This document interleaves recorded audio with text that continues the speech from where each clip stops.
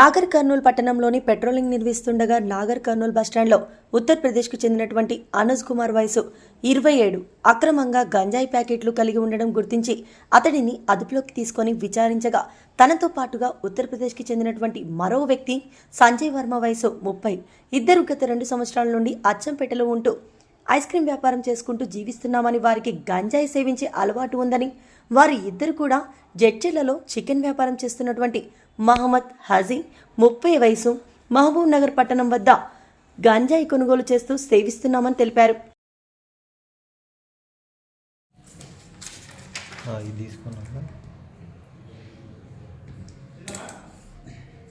Bus stand వద్ద అనూజ్ అనే ఒక ఉత్తరప్రదేశ్ చెందినటువంటి ఒక వ్యక్తి అనుమానాస్పదంగా కనిపించగా అతని వద్ద మేము సోదా చేయగా అతని వద్ద కొన్ని 4 గాంజాయి ప్యాకెట్లు కలిగి ఉన్నట్టుగా గుర్తించాము.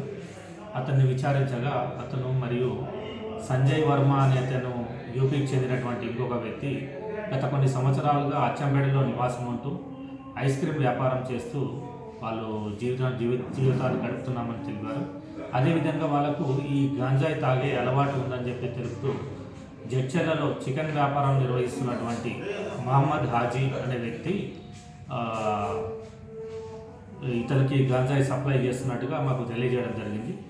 వీళ్ళిద్దరిని విచారించిన తర్వాత మహమ్మద్ హాజీని అదుపులోకి తీసుకొని విచారించగా అతను హైదరాబాద్ నుండి ఈ ఎక్కువ మొత్తంలో గంజాయి కొనుగోలు చేస్తూ అతను కన్జ్యూమ్ చేస్తూ అదేవిధంగా ఈ అవసరం ఉన్నటువంటి వ్యక్తులకు సప్లై చేస్తున్నట్టుగా తెలియజేశాడు.